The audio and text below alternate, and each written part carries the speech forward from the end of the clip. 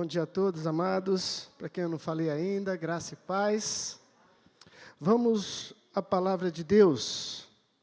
Abra comigo, por favor, no livro de Marcos, capítulo 1. Evangelho de Marcos, capítulo 1, vamos ler o verso 14 e o verso 15. Desejo começar uma série cujo tema é o Reino de Deus.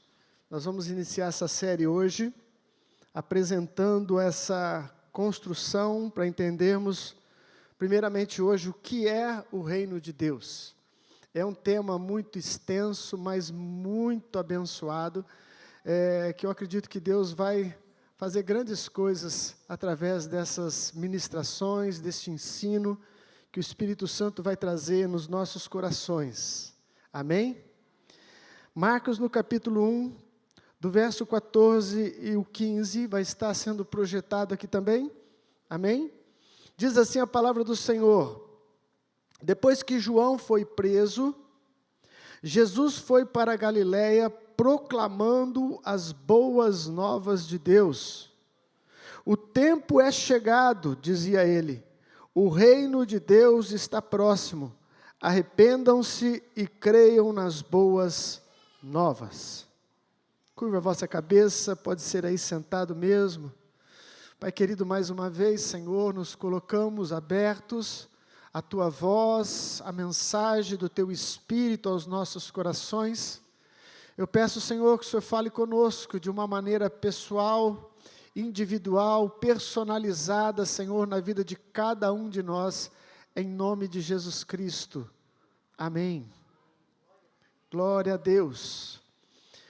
Marcos é o primeiro dos evangelhos a ser escrito, e isso aconteceu mais ou menos há 50, 60 anos depois da morte de Cristo. Marcos escreve o primeiro evangelho, e ele começa na sua narrativa, no versículo 1, do próprio capítulo 1, falando do que ele vai tratar neste livro. E ele diz assim, olha, é o princípio do Evangelho de Jesus Cristo, Filho de Deus. Ele já apresenta, só neste primeiro versículo, quase todo o esqueleto da sua proposta de escrita deste Evangelho, dizendo, olha, eu vou trazer um Evangelho, eu vou trazer uma história, eu vou trazer relatos acerca de uma boa notícia, das boas novas, do Evangelho. E este Evangelho é de Jesus o Cristo. Jesus significa Salvador, e Cristo é uma palavra que deriva de Messias, do hebraico, que é ungido. Então ele está dizendo, olha, eu vou trazer umas boas novas, eu vou trazer o Evangelho do Salvador, que é o Messias esperado. E depois, para finalizar e concretizar a sua proposta, ele diz, e ele é Filho de Deus. Ele é o Filho de Deus. Começa assim o Evangelho de Marcos, e nessa parte que nós lemos logo no início, nós vamos começar a ver aqui que começa então o ministério propriamente dito de Jesus Cristo, que é de anunciar essas boas novas. E Jesus Cristo começa, diz o texto, depois que prenderam João, este João é o João Batista, né, que foi preso por falar a verdade. Às vezes, por falar a verdade, nós temos que sofrer algumas coisas. Amém, igreja? Não deixe de falar a verdade por causa das penas. Você é luz, como foi dito aqui, amém? João Batista falou muitas verdades, e por causa das verdades houve uma perseguição, ele estava preso. E então diz o texto que logo que ele foi preso, então Jesus se levanta proclamando as boas novas de Deus. E a boa nova que ele proclama é, o tempo é chegado, nessa NVI, né? O tempo é chegado. Ele está fazendo uma anunciação de que havia um tempo de espera, havia um tempo profético, havia um tempo descrito no Antigo Testamento, mas que agora esse tempo estava sendo cumprido. O tempo estava chegado. Jesus Cristo então se apresenta e diz algo tremendo. Ele diz, o reino de Deus está próximo. O reino de Deus está próximo. Essa mensagem do reino de Deus é uma das mensagens que Jesus mais aplicou na sua caminhada na terra. Em todos os evangelhos nós vamos encontrar ensinamentos de Jesus acerca do reino de Deus. Talvez essa foi a sua principal mensagem. O reino de Deus chegou. O reino de Deus está aqui, né? E antes da gente adentrar nessa questão toda que envolve o reino de Deus, e que eu já estou me deliciando nessa visão, não é? Acerca da cultura do reino, das leis do reino e etc., nós temos que primeiro entender o que é reino de Deus, não é? O que é o reino de Deus é a estrutura, a base, para a gente poder então caminhar e entender a mensagem deste rei chamado Jesus Cristo. O que é o reino de Deus? Porque quando Jesus surge nesse cenário, todos nós sabemos, ou a maioria de nós sabemos, Israel, que é o povo de Deus, estava subjugado pelo Império Romano. O sonho de Israel e as profecias acerca de Israel é que viria alguém, e este alguém era o ungido, o Messias, que traria o seu reino e libertaria Israel do jugo dos estrangeiros. Então, quando Jesus chega nesse cenário, e no seu primeiro discurso ele diz, olha, chegou o reino, ele traz uma mensagem que tinha tudo a ver com aquele povo. Pelo menos, tudo a ver no sentido, né, que eles entendiam e pensavam que seria. Eles esperavam que o rei surgisse, e que houvesse uma libertação, e que Israel se tornaria cabeça e não cauda, e novamente Israel se tornaria uma nação livre para servir e para governar a si mesmo, e também até mesmo as outras nações.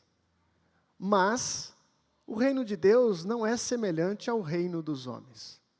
E essa mensagem é que Israel não entendeu até hoje. Por incrível que pareça, Israel não entendeu até hoje. Quando você conversa com um judeu, com um rabínico, alguém que não só é judeu por descendência, mas que é um judeu que crê, né, em Deus, Yahvé, no Antigo Testamento, você vai se deparar logo com a visão dele de que eles ainda estão aguardando o Messias. Eles ainda estão aguardando o Salvador. Estão esperando a chegada dele. E a nossa luta e a nossa insistência é tentar mostrar para eles que não é fácil, que esse Messias, que esse Salvador já veio há mais de 2000 anos atrás, mas que ainda voltará, Mas então quando Jesus apresenta o reino que chega, provavelmente a expectativa daquela nação foi tremenda. Será que é Ele? Será que é Ele o nosso libertador? Será que agora o reino vai invadir a terra? E essa expectativa ela é frustrada no decorrer da história e da caminhada de Jesus, porque eles não entendem o projeto de Deus. O projeto perfeito de Deus para trazer este reino. Mas então, o reino que Jesus veio trazer, diferente dos reinos naturais, ele não é imposto por violência. Este reino não se usa armas, não se guerreia, não se mata. Não é um reino sanguinário. Mas então, como é que se pode estabelecer um reino onde não há uma conquista, onde não há uma tomada de força, uma tomada de poder? Como é possível estabelecer um reino dessa forma? Olhando para os nossos padrões naturais, realmente não faz sentido. Porque toda a história nos registra de reinos que dominaram e todos eles foram com a força do braço. Não é verdade? Vocês conhecem algum reino dominante ou que dominou na história que não teve guerra? Que não teve massacres em massa? Não existe, a história está aí repleta de sangue. E é uma história muito triste, porque guerra nunca constrói, guerra sempre destrói, não é? Ainda que conquiste, não ganha. Ainda que conquiste, não ganha. Porque custa muito caro, porque custa muitas vidas, porque custa muita dor. Portanto, o reino de Deus é diferente do reino natural. A proposta de Jesus, quando ele vem então apresentar este reino, e ele tem 3 anos para ensinar isso. Em 3 anos ele começa então a inculcar na cabeça dos seus apóstolos e de todos aqueles que faziam parte da grande multidão que o ouvia, que havia sim um reino, e esse reino é real, mas é um reino que ocorre de maneira diferente. Então, para a gente definir o que é o reino de Deus, vamos desconstruir, né, o que não é reino de Deus. Vamos lá? Porque às vezes esses conceitos já estão enraizados em nós. O reino de Deus, ele não é o céu. Primeira definição aí do que o reino não é. O reino de Deus não é o céu. O livro de Mateus, ao invés de usar o termo reino de Deus, é usado o reino dos céus, no livro de Mateus inteiro. Por quê? Porque Mateus escreveu o evangelho focado para os judeus. E os judeus têm muita dificuldade em pronunciar o nome de Deus, né, de forma aleatória, e escrever também é uma coisa muito séria para eles, porque o nome de Deus é algo santo e sagrado para o povo judeu. Isso é tão lindo, apesar dos exageros, que, para vocês terem uma ideia, um escriba era um grupo de pessoas da época que eram responsáveis por reescrever as escrituras. Quando eles tinham que escrever o nome de Deus, que é Yahvé, eles pegavam uma pena nova e um tinteiro novo e escreviam o nome de Deus e depois anulava aquela pena e aquele tinteiro, porque eles diziam, a pena que escreveu o nome de Deus não pode escrever mais nenhum outro nome. Olha que zelo que eles tinham. E Mateus, quando escreve o evangelho, pensando nisso, então ele usa reino dos céus. Então, reino dos céus e reino de Deus é a mesma coisa. Amém? Mas não é o céu. O reino é do céu. Não é a mesma coisa de você ir para o céu. Deu para você entender isso? É como se nós falássemos acerca de alguém que veio de um lugar, né? O bispo Luiz Quaresma veio de Portugal, né? Então o reino é de Deus, mas não quer dizer que o reino de Deus é o céu. É que ele veio do céu, ele veio de Deus. Portanto, reino dos céus e reino de Deus é a mesma coisa. Reino de Deus não é a igreja. Também não podemos fazer essa confusão. Hoje a igreja é o reino de Deus. Não, a igreja não é reino de Deus. A igreja demonstra sinais e virtudes do reino de Deus. Nós deveríamos, pelo menos, ser aqueles que representam o reino de Deus e estaríamos passando para o pessoal lá de fora, para o pessoal que não conhece a Deus, as virtudes deste reino, a cultura do reino de Deus. Mas a igreja não é o reino de Deus. Outra coisa que o reino de Deus não é, o reino de Deus não é um lugar. Onde está o reino de Deus? Em Jerusalém? No Monte das Bem-aventuranças? Não, o reino de Deus não está situado em nenhum lugar. Ele não é geográfico, ele é interno. E eu busquei uma definição, e eu até postei ela no Facebook, de reino de Deus. Diz assim: o reino de Deus é algo muito mais sutil e menos perceptível. Ele é um governo sobre os corações, cuja lei é o amor e Jesus é o soberano. Pode haver outras definições de reino de Deus, mas eu gostei demais dessa. O reino de Deus não é algo sutil, ele não é perceptível. Onde está o reino? Cadê o reino? Ele é interno. Ele é o quê? Ele é um governo de Deus sobre os nossos corações, cuja lei maior é o amor. E Jesus é o soberano deste reino. Aleluia. Definição de reino de Deus. A palavra reino, no livro de Marcos, que nós acabamos de ler, ela vem do grego basileia. E do grego, a gente às vezes cita o grego mais para buscar uma tradução mais próxima, não que essa não seja, né, de reino de Deus, mas o reino, segundo o original, traz a ideia de um reinado. Essa é a ideia que é a ideia lógica, um domínio de um rei. Então, quando falamos do reino de Deus, nós estamos falando do reinado de Jesus e do domínio de Jesus como rei. Amém? Vocês estão comigo aqui?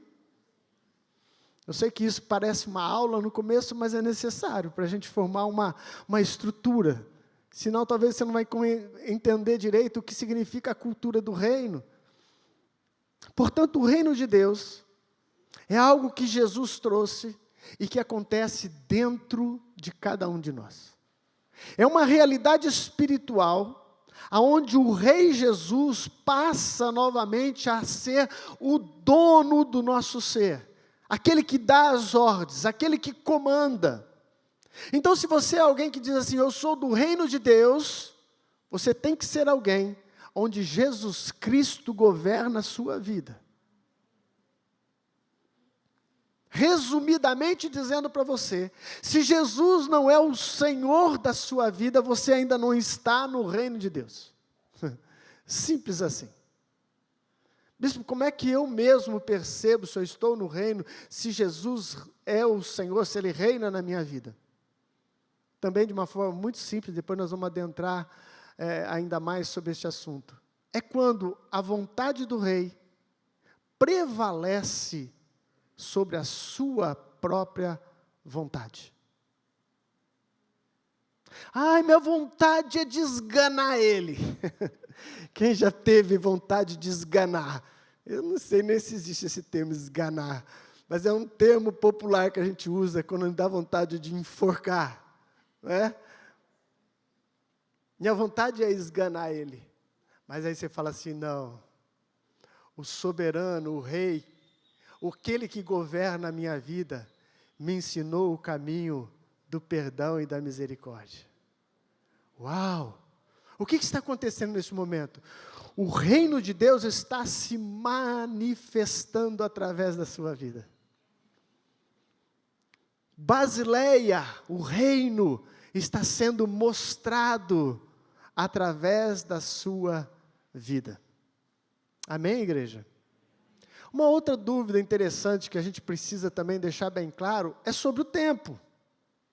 Afinal, o reino já chegou, o reino ainda está por vir, porque você vai encontrar textos na Bíblia que vão dizer, o reino está aqui. E você vai encontrar textos na Bíblia que vai dizer, venha o teu reino. Vamos ver um texto, por exemplo. Vê se vocês conseguem projetar aí para mim. Lucas capítulo 17, versículo 20 ao 21. Lucas 17, Jesus está falando ainda sobre o reino. Aliás, tem muitos textos, muito ensinamento sobre o reino, muitas parábolas acerca do reino. E Lucas relata no capítulo 17, no versículo 20 e 21, ele diz, certa vez, tendo sido interrogado pelos fariseus sobre quando viria o reino de Deus, olha só a questão, os fariseus quem eram? Os religiosos da época, os estudiosos das escrituras da época, e Jesus vinha anunciando o reino, então certa vez eles falaram assim, mas espera aí, quando é que vem este reino? Esta era a pergunta que fizeram para Jesus, e Jesus respondeu, o reino de Deus não vem de modo visível, nem se dirá aqui está ele ou lá está, porque o reino de Deus está entre vocês. E esse texto que diz entre vocês também poderia ser traduzido como dentro de vocês. O reino está dentro de vocês.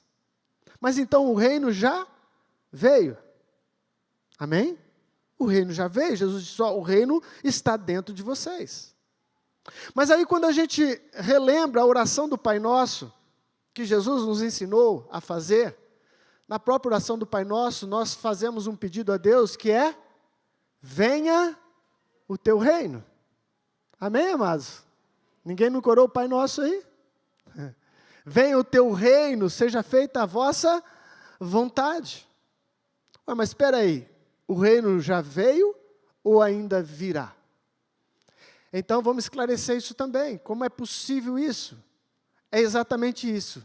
Veio, mas ainda virá. O reino de Deus está estabelecido dentro de cada um de nós, mas o reino de forma plena, a plenitude do reino, ainda virá. Porque há uma promessa clara que Jesus vai reinar sobre a terra.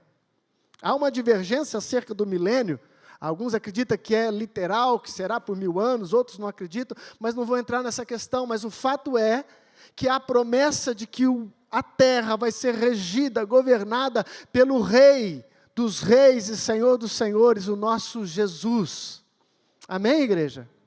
Portanto, é exatamente isso, na sua plenitude, na sua totalidade, o reino ainda virá, mas o reino já está operante e operando dentro de cada um de nós.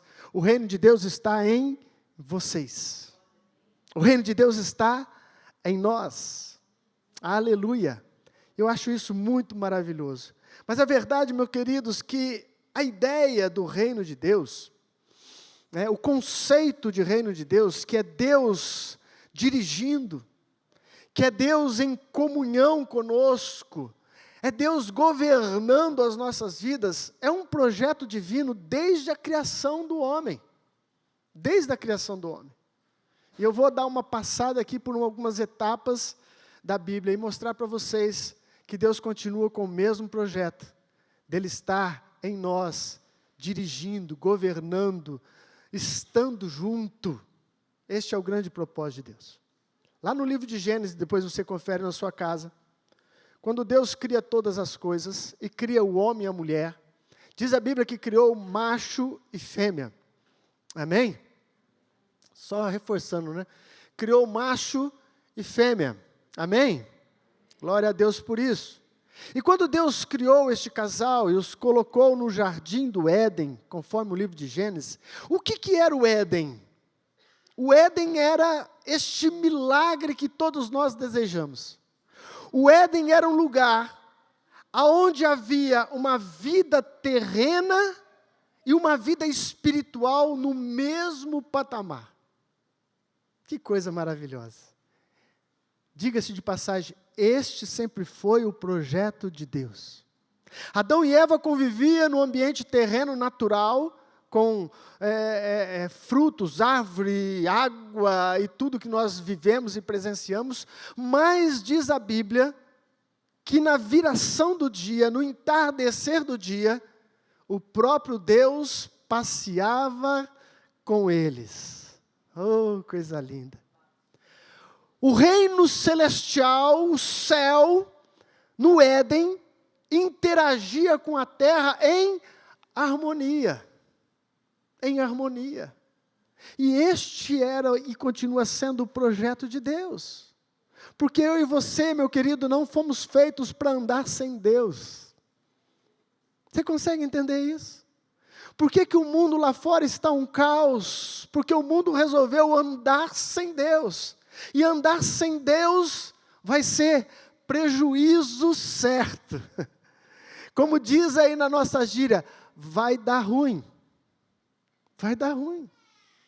Ah, não, mas eu conheço muita gente boa, mas vai dar ruim. Nós somos feitos para andar em comunhão com o céu. Nós somos feitos para andar em comunhão com o nosso Deus, o nosso Criador. E então acontece algo no jardim do Éden, que todos nós conhecemos. Ali começa o problema da raça humana. Quando o homem decide não querer mais o governo de Deus. Trocando em miúdos, amados, o que aconteceu no Éden é isso. Ai, bispo, mas não é aquela questão da árvore que comeu do fruto. Sim, mas a questão não está no fruto, se é maçã, se é pera. E não tem nada a ver com sexo, como alguns, de forma equivocada, falam. Não, é porque Adão teve sexo com Eva. O sexo era o fruto proibido. Nossa, gente, quanta coisa sem base nenhuma. Sem base nenhuma. Deus fez o homem e a mulher e deu uma ordem para eles: crescer e multiplicai. Tem outra forma de crescer e multiplicar? Não, então estava tudo certo. Estava tudo certo, tudo beleza. Até que eles resolveram não dar ouvido a uma ordem clara, um governo de Deus. Olha, só não pode tocar nessa árvore. Naquele momento o homem decidiu andar pelas suas próprias pernas. Ah, bispo, mas ele foi enganado pelo diabo. Sim, mas ele tinha condições plenas de aceitar ou recusar a oferta. O homem tinha total liberdade, até então ele ainda não havia se contaminado, ele tinha total liberdade para dizer não. Mas ele disse sim ao quê? A independência, a autonomia. Eu vou decidir o que é melhor para mim. E até hoje a humanidade continua desejando essa autonomia. Eu desejo o que é melhor para mim.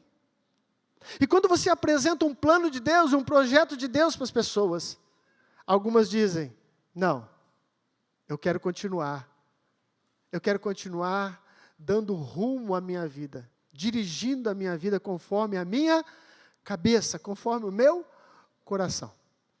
Então o que aconteceu? O pecado entrou no mundo, nós sabemos da história, e a primeira coisa que Deus faz com aquele casal, depois da lógica da sentença, depois de dizer para eles o que haveria de acontecer, eles então tira eles do paraíso.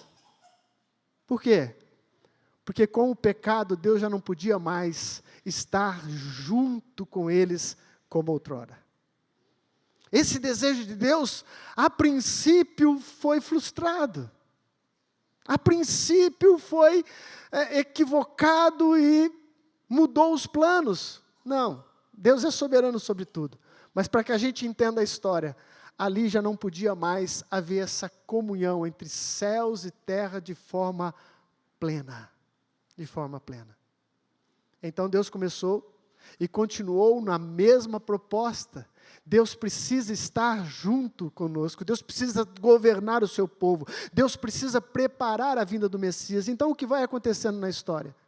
Livro de Êxodo, Deus chama Moisés para libertar o povo, todo mundo sabe da história. E no decorrer dessa libertação, Deus dá uma ordem a Moisés. Moisés, você vai construir um tabernáculo. Quem sabe da história e já leu esses textos, eles são maravilhosos. O tabernáculo, o que era? Uma tenda, mas com todas as dimensões especificadas por Deus. Deus deu toda a diretriz de como teria que ser, todos os detalhes, tudo era direção de Deus para a construção. Moisés constrói o tabernáculo, e o que acontece neste momento? Novamente Deus vem no tabernáculo, o céu novamente consegue se conectar com a terra, há uma direção de Deus através do tabernáculo. O tabernáculo se torna novamente o espaço do Éden, onde Deus visitava o homem, e ali Deus visita novamente o homem, e começa a dar novas ordens, novas direções. Mas bispo, e o pecado não continuou? Como é que pôde então Deus ter novamente essa comunhão e poder novamente o céu entrar na terra? Porque infelizmente Deus providenciou uma solução temporária. A Bíblia chama de algo que encobria, não era a solução permanente. Mas o que acontecia? Um animal inocente, um cordeiro, ele era imolado, sacrificado, pela culpa daqueles que estão colocando uma mão sobre ele.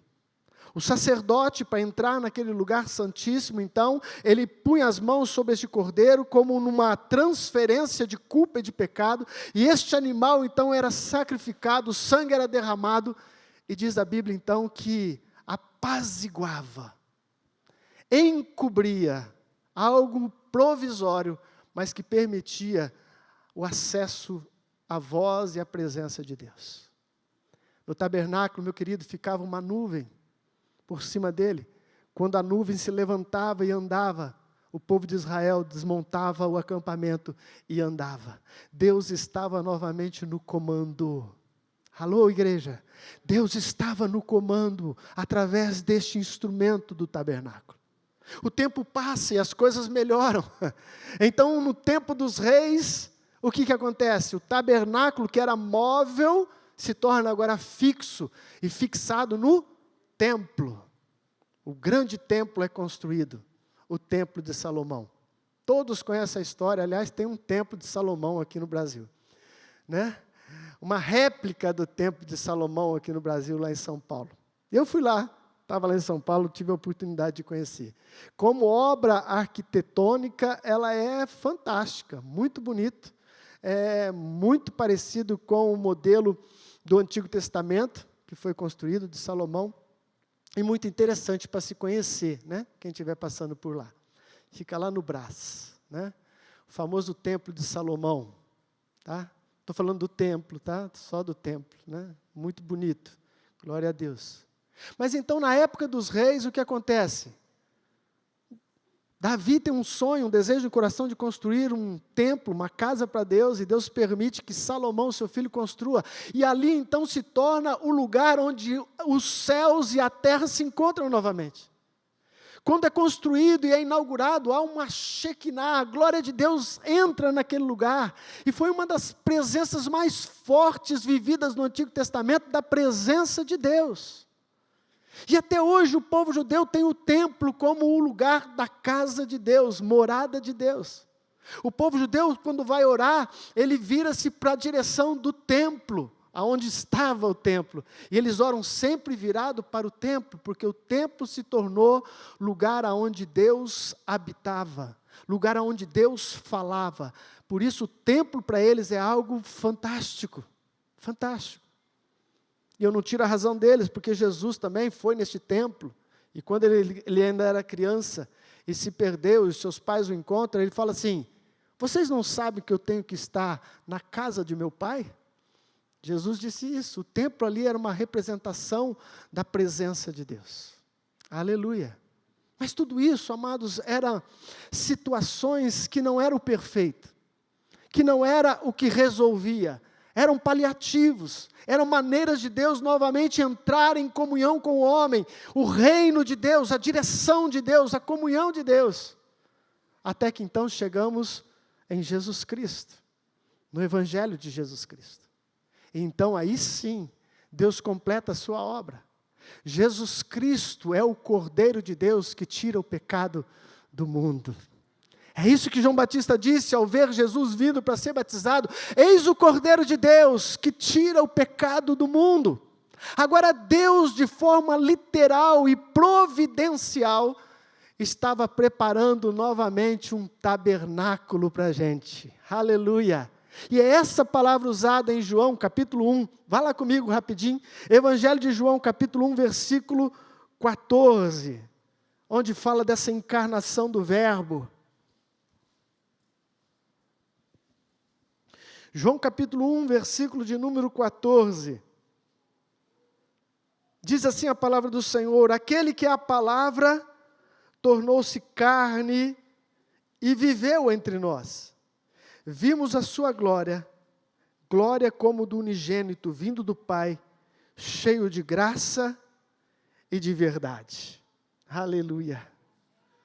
Vimos a sua glória. Então o Verbo se torna carne e, segundo essa tradução NVI, diz: viveu entre nós. Novamente no grego, na palavra original, essa palavra viveu ou habitou, conforme algumas outras traduções, ela é uma palavra quinoa, que significa exatamente tabernaculou.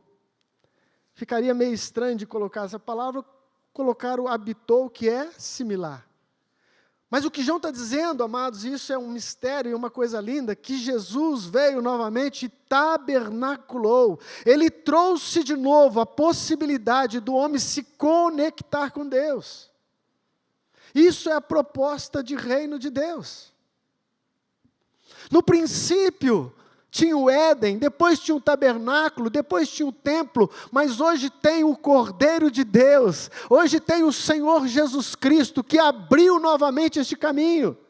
Jesus Cristo, com uma das mãos, ele toca o céu, e com a outra ele toca a terra. É Ele que faz este elo novamente entre Deus e os homens.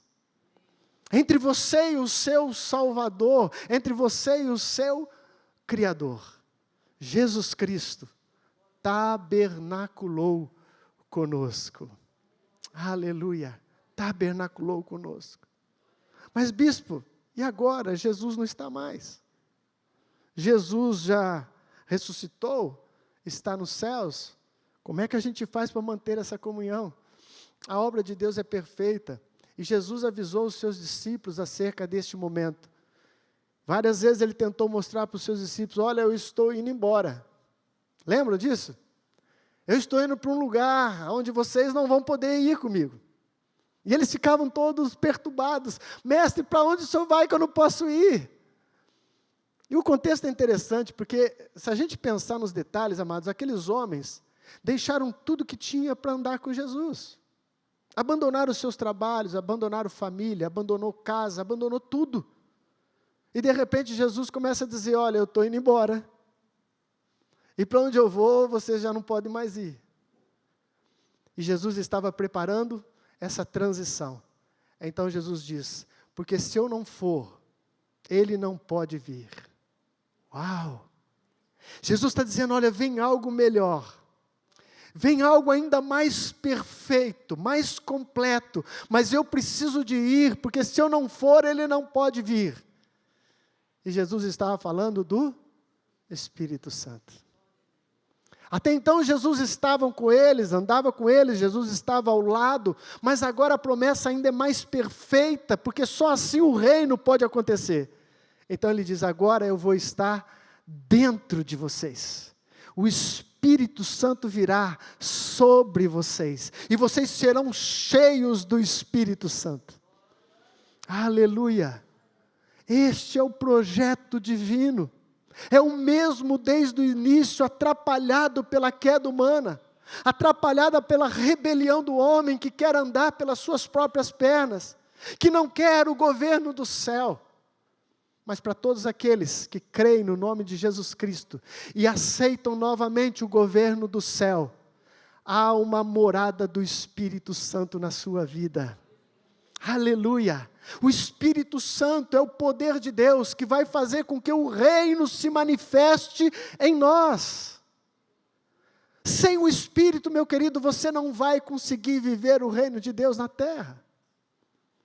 Pode dar ouvido ao que eu estou te dizendo, sem o Espírito, nós não podemos viver reino de Deus sobre a terra.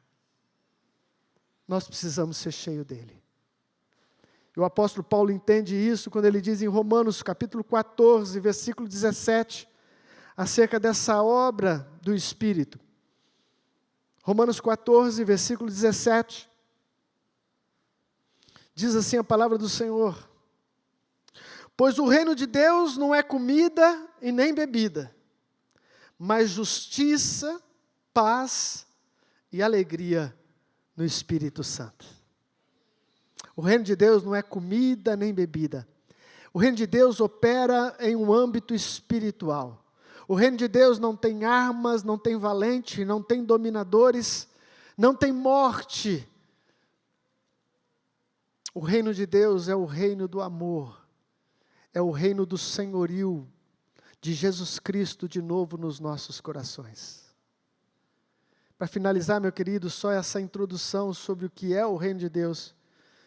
Vamos lá em Apocalipse capítulo 21, e eu vou te mostrar que Deus sempre quis estar conosco, morar conosco, desde o Gênesis até o Apocalipse. Apocalipse é o último livro da Bíblia, e ele é uma narrativa de coisas que virão, de uma realidade espiritual do céu, e tem várias coisas dentro dele, mas finalmente, no último capítulo, que é o capítulo de número 21, olha que descrição maravilhosa deste desejo paterno de Deus. Versículo 1 em diante diz assim: então eu vi novos céus e nova terra, pois o primeiro céu e a primeira terra tinha passado, e o mar já não existia. Vi a cidade santa, a nova Jerusalém, que descia dos céus, da parte de Deus, preparada como uma noiva adornada para o seu marido. Ouvi uma forte voz que vinha do trono e dizia: agora o tabernáculo de Deus está com os homens, com os quais ele viverá. Oh, aleluia! Eles serão os seus povos, o próprio Deus estará com eles e será o seu Deus. Ele enxugará dos seus olhos toda lágrima, não haverá mais morte, nem tristeza, nem choro e nem dor, pois a antiga ordem já passou. Aleluia! Este é o reino que a gente ainda espera, a plenitude do reino, o governo do nosso Senhor, aonde vai enxugar dos nossos olhos toda lágrima, onde não vai haver mais dor, mais sofrimento, mas somente a maravilhosa, a inexplicável presença de Deus conosco. Presença de Deus conosco. Sabe, meu querido, nós apenas experimentamos um pouco disso, quando em alguns momentos especiais, você consegue adentrar a presença de Deus. Quer seja numa oração no seu quarto fechado, quer seja num culto público, quer seja numa vigília. Quem já teve momentos com Deus? Você sente o coração aquecido, você sente um amor sendo derramado, o ódio que às vezes poderia estar imperando na sua vida, ele é dissipado. Isso é um pouco da presença do nosso Deus. É como se nós fôssemos em uma sorveteria, onde houvesse sorvetes muito gostosos, maravilhosos. E então você tem a oportunidade de experimentar um deles, não é? Essas sorveterias caras, né? Para te dar água na boca, eles falam assim, não, mas você pode experimentar. Aí eles pegam uma pazinha bem pequenininha, não é? Não é assim? Pega um pouquinho daquele sorvete Ferrero Rocher, aí você experimenta um pouquinho e fala, que delícia! Mas você só experimentou um pouquinho. Nessa vida, meu querido, nós estamos experimentando um pouquinho desse desejo do Pai de presença e de comunhão perfeita. Mas virá o dia, oh aleluia, Maranata, ora vem Senhor Jesus. Esse é o clamor da igreja, Maranata, ora vem Senhor Jesus. E este dia será essa plenitude da presença, plenitude da graça, onde os nossos corações transbordarão na presença do nosso Rei. Amém, igreja? Aleluia! Vamos ficar de pé no nome de Jesus. Espero que você saia daqui dessa manhã, pelo menos entendendo o que é o reino de Deus. Amém? E nas próximas oportunidades, se Deus assim o permitir, nós vamos então adentrar nesse assunto tão maravilhoso. Você vai descobrir como é que se entra no reino de Deus. Você vai descobrir como é que se permanece no ambiente do reino de Deus. Todo reino tem um rei. E todo reino tem as suas leis. Todo reino tem a sua cultura. E há uma cultura do reino que precisa invadir essa terra. Quando a cultura do reino tomar conta da terra, é o tempo da volta do nosso Senhor. Aleluia! Isso vai acontecer em nome de Jesus. Feche os seus olhos um pouco. Oh Senhor Jesus.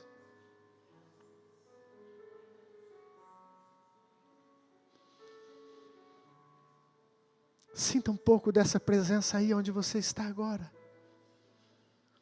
Feche os seus olhos.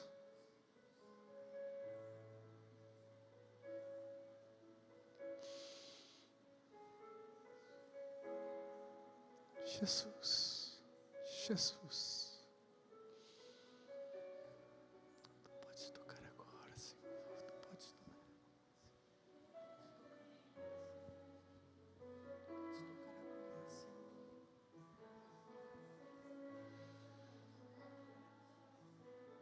Oh, aleluia.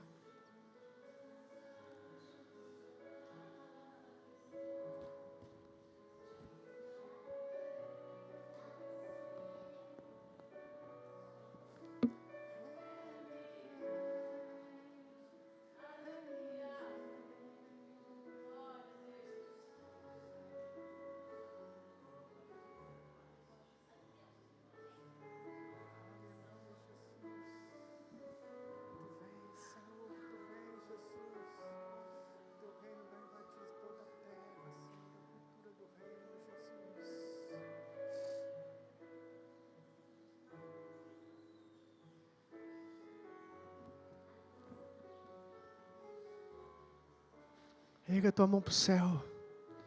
Senhor Jesus Cristo, Rei dos reis, Senhor dos senhores, nós clamamos e proclamamos que Jesus é o nosso Rei, e que o reino de Deus está em nós, e com a graça do Espírito vai ser espalhado por toda a terra.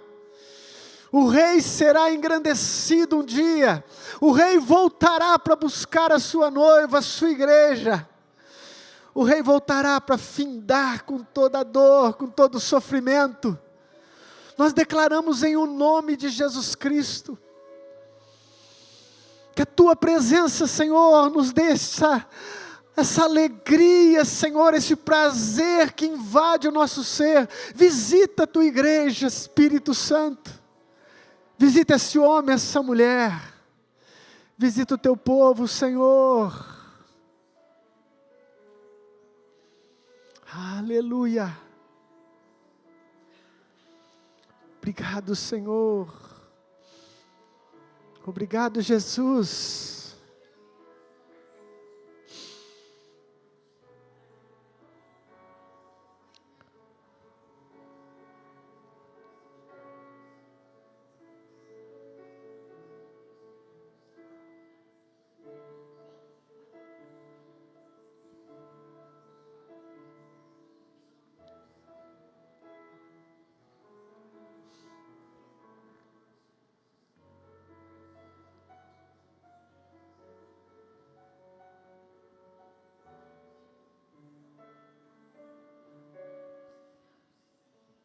Erga a tua mão para o céu.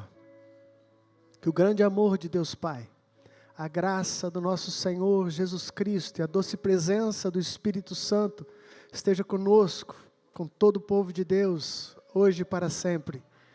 Deus te abençoe. Bom domingo, feliz Dia dos Pais. Vão em paz em nome de Jesus, amém?